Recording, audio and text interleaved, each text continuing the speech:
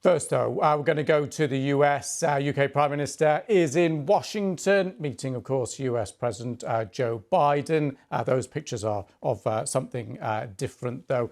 We're going to stick in the US because just in the last few minutes, that press conference has wrapped up a little earlier on. This was their meeting in front of the cameras, and they had private meetings as well after that, talking about economic ties, support for Ukraine and artificial intelligence. As we mentioned, that's what we will be talking about. First, though, let's hear from the US President. So, Mr. Prime Minister, thank you for making the journey to Washington.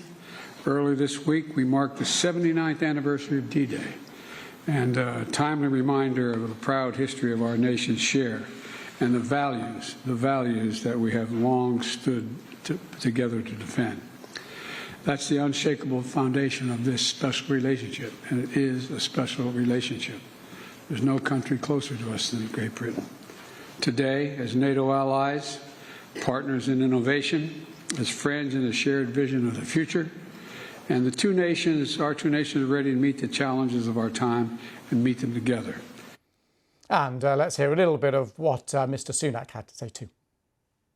Today we have agreed the Atlantic Declaration, a new economic partnership for a new age, of a kind that has never been agreed before.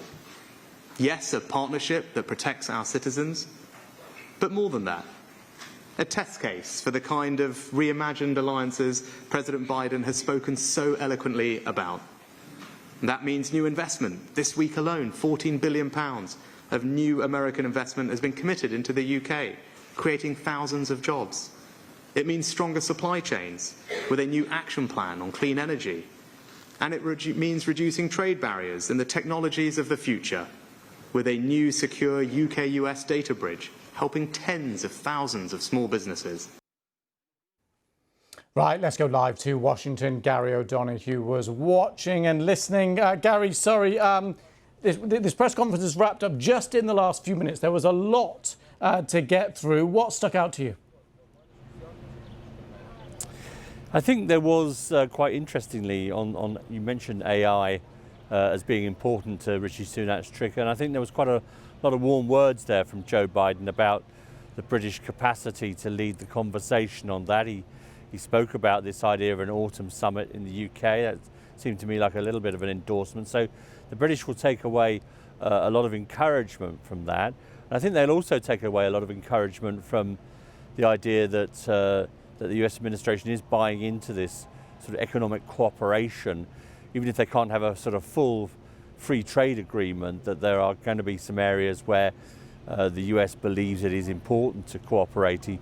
Rare earth minerals were mentioned. They often sound a bit sort of down in the weeds, but these are like 17 elements of the periodic table that are absolutely crucial in sort of future technologies. And at the moment, China controls a lot of the mines where those materials come from, and clearly people in the US and Europe and the UK want to make sure they can secure the supply lines and the supplies of those sorts of things for the future, for their future technologies. So I think some movement from the British point of view. Yes. I think we're just seeing Rishi Sunak's car just about to pass by behind me. Here he is, Lewis, on his way back towards the northwest gate of the White House, heading back to the airport, and I think straight off back to the UK after, I think, what he will feel is a reasonably successful visit.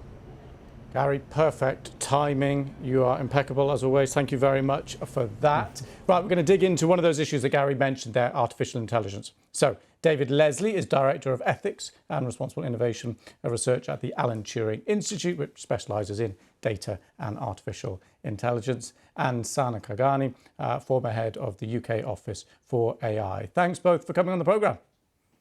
Great to be here, Lewis. Thank you. So let's start with this idea that artificial intelligence, I suppose we should start from absolute basics. David, just tell us artificial intelligence briefly, what is it and what are the potential risks? Well, I mean, there are many different ways one can define artificial intelligence. I think conventionally we think of these as technologies or different methodologies in statistics and mathematics that serve stand-in cognitive functions in the world. So we can think of machine learning, for instance, that draws in large amounts of data and is trained on that data to make inferences, predictions, classifications about the world. We have knowledge of many different extant risks that AI provides. We know that because it's derived from real world data, it will tend to replicate, reproduce, or even augment the biases and the patterns of discrimination that exist in the world. If we think of more recently the rollout of foundation models, we know that these types of systems can be fire hoses for disinformation, misinformation, and propaganda. They can create cybersecurity threats. David, I'm going to jump in there because we're going to come to some of those specific risks in just a moment in a little bit more detail. But Sana, I just want to come to you because we've got a good idea there from David about what artificial intelligence is and some of the potential risks. But why do you think that Rishi Sunak, UK Prime Minister, has made this such a focus of his trip to Washington? Well, this is incredibly important right now, and we've heard from experts across the world calling on governments to start thinking about this. I think it's important, though, to note that this isn't the beginning of this conversation for the UK. That AI safety has been part and parcel of the conversation and policy making in the UK from the outset.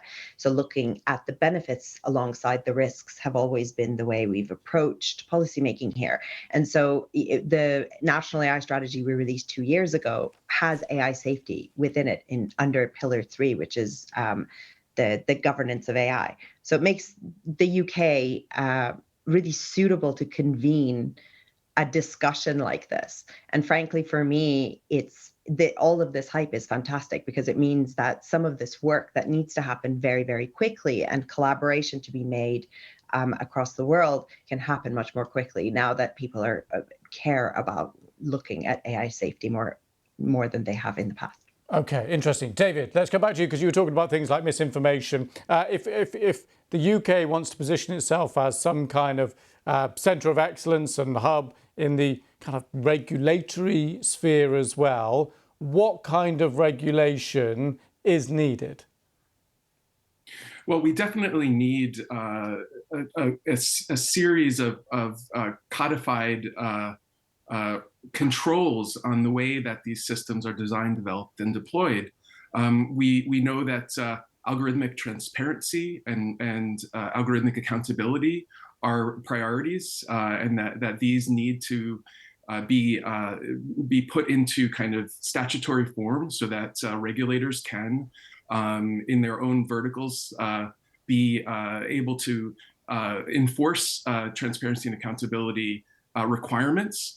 We also know that there are various modes of assurance that need to be developed in terms of documentation, proper documentation, and certification of these systems. And so, if anything, the UK has been out ahead of the curve on this. The Center for Data Ethics and Innovation, for instance, has a whole program in assurance and privacy enhancing technologies that could support that.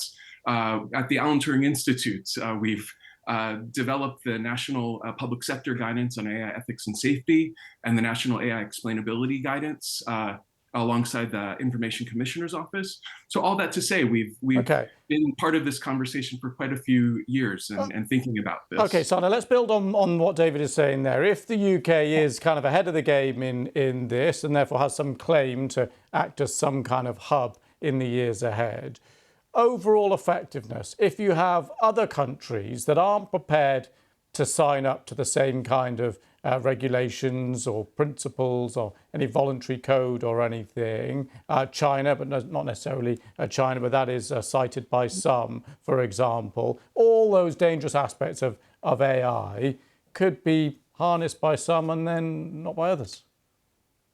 Yeah, absolutely fair. Which is why AI. We cannot think about AI safety and the things that were mentioned, the work that's been mentioned, as a domestic issue. These are international issues. These are international, and it requires international collaboration. Now, that's not easy, but that is at the heart of my understanding of why this summit is being called in the autumn, is to bring those leaders who understand that work needs to be done together. Now, But it's that just won't be the speed, everyone at the table, Sana, sorry to jump in there, but it's the speed. You know, the technology is moving so fast, and, yeah. and worldwide regulation notoriously is pretty slow. Yeah, I mean, I think worldwide regulation is going to take a long time. You're absolutely right. But I think collaborating on the actions that we can individually take alongside the same level of guidance and principles and standards might be a good start. So Okay. just actionable things that we can do as countries and agree to do them, I think is really important. And just one other very quick point from me, the Sure. people at that table cannot just be the regulators and governments and business people. We need to have civil society and people who are going to be affected by these regulations there as well, so that we can have that diversity of thinking and thought in that, included in that thinking. Interesting. David, just want to come back to you, because this idea that civil society, the governments buy in, it's actually, of course, the companies involved that in many cases, have they learned from other big tech that actually the faster regulation comes in, the better, even though that may sound counterintuitive? I think the need for regulation has been called for across industry, but I think we also need to be careful that there isn't degrees of regulatory capture here. And this is, as Sana was saying, the real priority of involving the public and involving a wide range of stakeholders in determining what actually needs to happen to put those controls in place within the ecosystem of AI innovation. And the only way we'll get there is if we have a kind of multilateral, international, global conversation where you have many different parts of society contributing to setting the direction of travel for the future of regulation. Okay. Sana Kegani and David Leslie, great to have your thoughts. I know we could talk about this hugely complex issue forever, but I'm afraid we must leave it there. Thank you very much, both. Thank you very much. Thank you.